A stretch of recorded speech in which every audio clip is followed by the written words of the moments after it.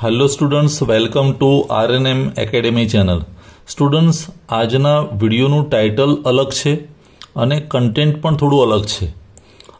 Conventional જે video ચાલી રહ્યા છે અથવા રૂટીનમાં જે વિડીયો ચાલે છે એ ડિપ્લોમાનું મેથેમેટિક્સ ચાલી રહ્યું છે। ડિપ્લોમાના મેથ્સના રેગ્યુલર વિડીયો તો આવતા જ રહેશે, પણ વચ્ચે મને એક વિચાર એવો આવ્યો કે હમણાં ધોરણ 12 સાયન્સની પરીક્ષા પતી ગઈ છે, કુચકેટ પણ પતી ગઈ છે, તો હવે વિદ્યાર્થીઓને આગળ કઈ લાઇનમાં એડમિશન લેવું, કેવી પ્રોસેસ હશે, આ બધા જ વિશે બહુ ક્યુરિયોસિટી હશે અને હું જેટલું જાણું છું એટલું મને લાગે છે કે મારે શેર કરવું જોઈએ। એટલે સમયની અનુકૂળતાએ થોડાક વિડીયો કેરિયર ગાઈડન્સને લગતા પણ હું મૂકતો રહીશ અને એની શરૂઆત હું આજથી કરું છું। ટાઇટલ આવું છે કે ધોરણ 12 સાયન્સ પછી શું? ધોરણ 12 સાયન્સ કરી દીધું હોય તો હવે આગળ કેવા પ્રકારની લાઇન્સ છે, શામાં એડમિશન મળી શકે, કઈ બોડી એડમિશન કરે છે, આ બધા વિશે જેવી સમયની અનુકૂળતા એ પ્રમાણે હું વિડીયો મૂકતો રહીશ। રૂટીન વિડીયો ક્યાંય બંધ થશે નહીં, ડિપ્લોમા મેથેમેટિક્સના કે એન્જિનિયરિંગના જે સબ્જેક્ટ છે તે, પણ વચ્ચે વચ્ચે આવા વિડીયો હું રાખતો રહીશ જ્યાં સુધી એડમિશન પ્રોસેસ ચાલે છે ત્યાં સુધી। તો ચાલો આજે શરૂઆત કરીએ। ટાઇટલ આપણું આવું છે કે ધોરણ 12 સાયન્સ પછી શું? હવે 12 સાયન્સની વાત આવે તો આપણે વિદ્યાર્થીઓને 3 કેટેગરીમાં વહેંચી શકીએ। એક તો છે એ ગ્રુપના વિદ્યાર્થીઓ। કયું ગ્રુપ? એ ગ્રુપ, આપણે એને કહીએ એ ગ્રુપ। બીજું છે બી ગ્રુપ અને ત્રીજું ગ્રુપ છે તે એ બી ગ્રુપ, કમ્બાઇન એ બી ગ્રુપ। હવે એ ગ્રુપ એટલે ખબર છે કે પીસીએમ, પીસીએમ શોર્ટમાં વિદ્યાર્થીઓ કહે છે ફિઝિક્સ, કેમિસ્ટ્રી અને મેથ્સ। એવી રીતે બી ગ્રુપ જે છે તે PCB, physics, chemistry and biology, અને એ બી ગ્રુપ એટલે બંનેનો સમાવેશ થઈ જાય। પીસીએમ પણ કહેવાય કારણ કે મેથ્સ પણ ભણ્યા હોય, અને પીસીબી, પીસીએમ અને પીસીબી બંનેનો કલેક્ટિવ જે ગ્રુપ છે તે એ બી ગ્રુપ છે। એટલે એ ગ્રુપને પણ એપ્લિકેબલ થાય અને બી ગ્રુપને પણ એપ્લિકેબલ થાય। તો કુલ 3 કેટેગરીમાં વિદ્યાર્થીઓ ધોરણ 12 સાયન્સ કરે છે। હવે કયા ગ્રુપને કેવી ઓપોર્ચ્યુનિટી છે એની વાત કરીએ તો એ ગ્રુપ કરેલો જે વિદ્યાર્થી હોય, એ ગ્રુપમાં જેને એક્ઝામ આપી છે એને ક્યાં ક્યાં ઓપોર્ચ્યુનિટી રહે તેની વાત કરીએ। સૌથી મોટી ઓપોર્ચ્યુનિટી એ ગ્રુપના વિદ્યાર્થી માટે છે એન્જિનિયરિંગમાં એડમિશન। એન્જિનિયરિંગ ડિગ્રી કોર્સીસ જે છે એ એન્જિનિયરિંગના ડિગ્રી અને થોડાક ડિપ્લોમા કોર્સીસ, આ બધામાં એડમિશન મળી શકે। હવે એન્જિનિયરિંગની લાઇન કેટલી? તો બહુ બધી લાઇન છે। સિવિલ, હું 1 by 1 તમને કહેતો જાઉં, પછી મિકેનિકલ, ઇલેક્ટ્રિકલ, તમારા રસ અને રુચિ અનુસાર ઘણી બધી બ્રાન્ચીસ એન્જિનિયરિંગની છે, એમાં કરી શકો। સિવિલ, મિકેનિકલ, ઇલેક્ટ્રિકલ, પછી આઈટી, પછી કોમ્પ્યુટર જે અત્યારે હોટ ફેવરિટ છે, પછી ઈસી એટલે electronics and communication, IC instrumentation and control, પછી એવી રીતે છે કેમિકલની બ્રાન્ચ, કેમિકલ એન્જિનિયરિંગ, એવી રીતે એક છે એરોનોટિકલ એન્જિનિયરિંગ, એરોનોટિકલ એન્જિનિયરિંગ, એવી રીતે એક છે ઓટોમોબાઈલ એન્જિનિયરિંગ, ઓટોમોબાઈલ એન્જિનિયરિંગ। ઘણી બધી બ્રાન્ચ આપણે યાદ કરી શકીએ।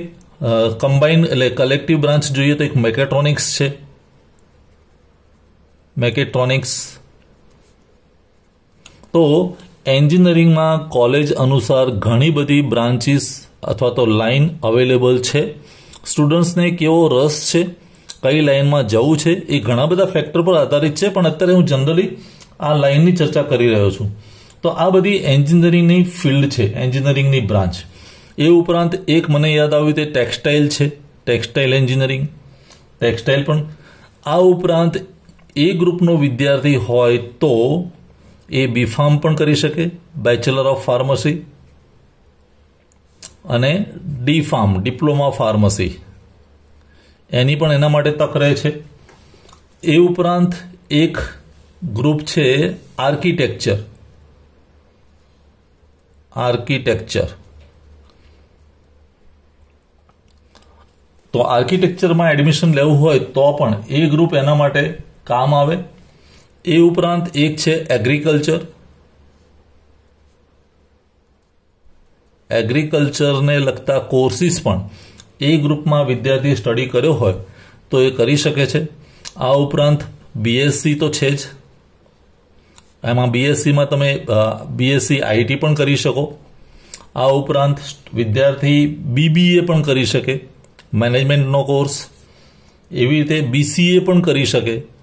તો જેટલા કોર્સીસ યાદ આવે આ બધા જ કોર્સીસમાં એડમિશન લઈ શકાય જો વિદ્યાર્થી એ ગ્રુપમાં ભણેલો હોય તો.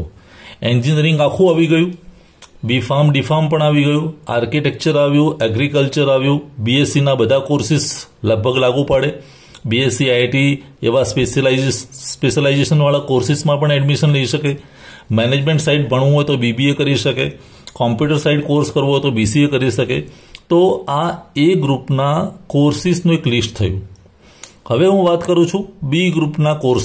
તો સ્ટુડન્ટ્સ, બી ગ્રુપની જ્યારે વાત કરી ત્યારે બી ગ્રુપ મોટે ભાગે વિદ્યાર્થીઓ એક કોર્સ માટે જ ખાસ લેતા હોય છે અને એ છે મેડિકલનો કોર્સ.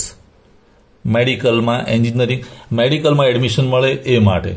એટલે મેડિકલ એટલે એને કહીએ તો MBBS. તો સૌથી મોટી ઓપોર્ચ્યુનિટી બી ગ્રુપવાળા વિદ્યાર્થી માટે છે મેડિકલ. એવી રીતે એ ડેન્ટલમાં પણ એડમિશન લઈ શકે.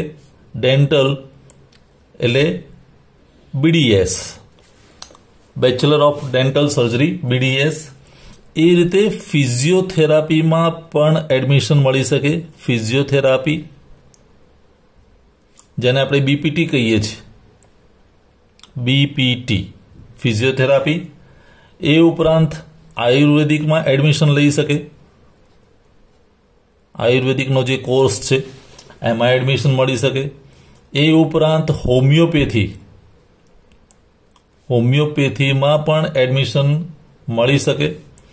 નર્સિંગની ડિગ્રી કોર્સ જે છે નર્સિંગનો, એ નર્સિંગના ડિગ્રી કોર્સમાં પણ એડમિશન લઈ શકાય આમાં. તો આના સિવાય મેડિકલ આવી ગયું, ડેન્ટલ, ફિઝિયોથેરાપી, આયુર્વેદિક, હોમિયોપેથી, બીફાર્મ મેઇન ફાર્મસી. બીફાર્મમાં પણ એડમિશન મળી શકે, જેને આપણે ફાર્મસીનો કોર્સ કહીએ છીએ બી ગ્રુપ માટે. તે ઉપરાંત ઓક્યુપેશનલ થેરાપી નામનો કોર્સ છે, ઓક્યુપેશનલ થેરાપી, એમાં પણ એડમિશન લઈ શકાય. એક હમણાં નવી બ્રાન્ચ ચાલે છે નેચરોપેથી, એમાં પણ તમે અભ્યાસ કરી શકો. એ સિવાય એક છે ઓપ્ટોમેટ્રી, ઓપ્ટોમેટ્રીમાં પણ એડમિશન લઈ શકાય. એવી રીતે એક કોર્સ છે વેટરનરી, વેટરનરી ડૉક્ટર થવું હોય તો બી ગ્રુપમાં તમારા માટે તક છે. એ ઉપરાંત એગ્રીકલ્ચરને લગતા કોર્સ, એગ્રીકલ્ચર એટલે બીએસસી એગ્રી, ખાસ બીએસસી એગ્રીમાં એડમિશન લઈ શકાય. એ ઉપરાંત બીએસસી જેને કહેવાય ફોરેસ્ટ્રી, બીએસસી ફોરેસ્ટ્રીમાં એડમિશન લઈ શકાય. બીએસસી હોર્ટિકલ્ચર, આ બધા કોર્સીસ જે છે એ બી ગ્રુપ માટે એપ્લિકેબલ છે. બીએસસી પ્યોર સાયન્સમાં તો ઘણા બધા કોર્સ છે કોલેજ વાઇઝ. એ બીએસસીના પ્યોર સાયન્સને લગતા કોર્સીસ પણ તમે એમાં એડમિશન લઈ શકો. પણ મેઇન છે તે મેડિકલ, પછી ડેન્ટલ, પછી ફાર્મસી. આ બધા કોર્સીસ જે છે એ બી ગ્રુપને લગતા કોર્સીસ થયા કહેવાય. તો બી ગ્રુપ માટે અહીંયા તક રહેલી છે. એ ગ્રુપમાં એન્જિનિયરિંગ માટે તક રહેલી છે. અને એ બી ગ્રુપ એક એવું છે કે જેમાં બંનેનો સમાવેશ થાય છે. તો હવે વાત કરીએ છીએ એ બી ગ્રુપ. સ્ટુડન્ટ્સ, એ બી ગ્રુપમાં એ ગ્રુપના બધા કોર્સીસ એપ્લિકેબલ છે, બી ગ્રુપના પણ એપ્લિકેબલ છે. અને છતાં અલગ રીતે થોડા કહેવા હોય તો બીફાર્મ ડીફાર્મ તો ખરું જ, બીફાર્મ, પછી ડિપ્લોમા ફાર્મસી, આ તો ખરું જ. થોડાક અલગ કોર્સીસમાં બાયો ઇન્ફોર્મેટિક્સ નામના કોર્સમાં પણ તમે એડમિશન લઈ શકો. એ ઉપરાંત એક જીનેટિકલ એન્જિનિયરિંગ એમાં પણ એડમિશન લઈ શકાય. એક છે ફૂડ ટેકનોલોજીમાં પણ તમે એડમિશન લઈ શકો. એ ઉપરાંત એક છે ટુરિઝમ ઇન્ડસ્ટ્રીઝ, એમાં પણ તમે કેરિયર બનાવી શકો. તો આ બધા કોર્સીસની વાત થઈ એબી ગ્રુપની. એબી ગ્રુપ એટલે એ ગ્રુપ અને બી ગ્રુપનું સંયુક્તપણે છે, એટલે બધા જ કોર્સીસ એમાં એપ્લિકેબલ થાય, પણ એમાં વિદ્યાર્થીએ સબ્જેક્ટ વધારે ભણવા પડે. જ્યારે આ સ્પેશિયલાઇઝેશન ગ્રુપ છે, એ ગ્રુપ અને B group, A group for engineering અને B group for biology means મેડિકલને લગતો કોર્સ. તો આ વાત થઈ ધોરણ 12 સાયન્સ પછીના અલગ અલગ કોર્સીસની વાત. ચાલો થોડીક વાતને આગળ વધારીએ. સ્ટુડન્ટ્સ, વિડીયોના અંતમાં થોડીક વાત કરી દઉં. એન્જિનિયરિંગના જ્યારે તમારે એડમિશનની વાત છે ત્યારે એન્જિનિયરિંગ જે એ ગ્રુપ મોટે ભાગે એપ્લિકેબલ છે તે, તો એન્જિનિયરિંગના એડમિશનની કામ કરતી જે સંસ્થા છે જેને કહેવાય અથવા જે બોડી છે એ જોઈન્ટ એડમિશન કમિટી, એનું નામ છે joint admission committee four professional courses. Four professional courses આ નામની એક બોડી છે અને એના થ્રુ જ એડમિશન થાય છે, જેને આપણે શોર્ટમાં એસીપીસી કહીએ છીએ. ACPC admission. તો એસીપીસી થ્રુ એડમિશન થાય છે. એની વેબસાઇટ તમે નોંધી લેજો, www.jacpcldce.ac.in. આનું જે સેન્ટર છે તે એલડી એન્જિનિયરિંગ કોલેજ છે.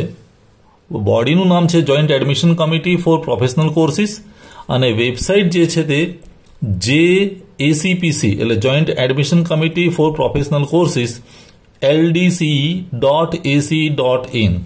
આ વેબસાઇટ થ્રુ ઓનલાઈન તમે એપ્લિકેશન કરી શકો છો ઓનલાઈન એડમિશન માટે. ઓનલાઈન. અને એનું મને લાગે નોટિફિકેશન આવી ગયું છે કે એસીપીસીના એડમિશનની પ્રોસેસ ચાલુ થઈ જશે અથવા થઈ ગઈ છે. એ તમારે આ વેબસાઇટ ઉપર જઈને તમને ડિટેલ મળી રહેશે.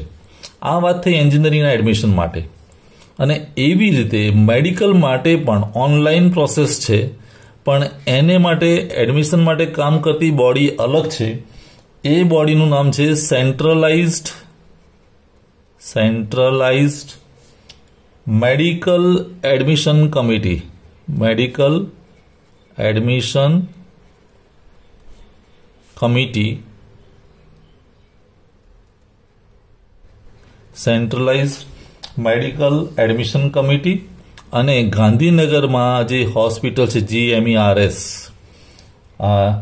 એ એનું સેન્ટર છે. જેમ અહીંયા એલડી એન્જિનિયરિંગ કોલેજ છે એવી રીતે ગવર્મેન્ટ હોસ્પિટલ ગાંધીનગર, ત્યાંથી એનું સંચાલન થાય છે. Government hospital Gandhinagar. અને આ પણ જે છે તે એ ઓનલાઈન એડમિશન પ્રોસેસ છે, એટલે તમારે ઓનલાઈન એપ્લાય કરવાનું રહે છે. આની વેબસાઇટ પણ થોડીક વેરીફાઈ કરવી પડશે, પણ મને જ્યાં સુધી યાદ છે www મેડિકલ એટલે MAD, પછી એડમિશનનો ADM, પછી gujarat.org. મેડિકલમાં એડમિશન માટેના ઓનલાઈન એડમિશન માટેની જે વેબસાઇટ છે એ MED એટલે મેડિકલ, ADM એટલે એડમિશન, gujarat.org નામની વેબસાઇટ છે. ત્યાં જઈને તમારે ઓનલાઈન ફોર્મ ભરવાનું રહે છે અને આખી પ્રોસેસ ફોલો કરવાની રહે છે. તો ખાસ તો તમારે આ બે વેબસાઇટ યાદ રાખવાની જરૂર છે. એન્જિનિયરિંગ માટે મેજર જે કમિટી છે તે એસીપીસીની કમિટી છે. અહીંયા સેન્ટ્રલાઇઝ્ડ મેડિકલ એડમિશન કમિટી છે અને ત્યાંથી એડમિશન થાય છે. વધુ વિગત આવતા વિડીયોમાં આપણે ક્યાંક લઈશું, વધારે ડિટેલ. એ ગ્રુપ છે તો એ ગ્રુપ માટે તમારે શું શું કરવું પડે, કઈ રીતે એની એડમિશન પ્રોસેસ છે, કેટલા કોર્સીસ, દરેક કોર્સીસનું મહત્વ શું છે, અથવા કયા કોર્સમાં એડમિશન લેવું જોઈએ, કઈ કોલેજમાં એડમિશન લેવું જોઈએ, આની વિગતવાર ચર્ચા આવનારા વિડીયોમાં સમયની અનુકૂળતાએ હું લઈશ. તો આજે અહીંયા વિડીયોને વિરામ આપું છું. તમે આ વેબસાઇટ ઉપર જઈને, ખાસ તો આ વેબસાઇટ ઉપર જઈને એની જે અલગ અલગ લિંક છે એનો અભ્યાસ કરી શકો છો. ફરી મળીશું આવતા वीडियो में. Thank you for watching. Thank you very much. अगर आपको ये वीडियो पसंद आया है और आप मेरी चैनल पर नए हैं तो प्लीज मेरे चैनल को लाइक कीजिए, शेयर कीजिए और सब्सक्राइब जरूर कीजिए। Thank you very much.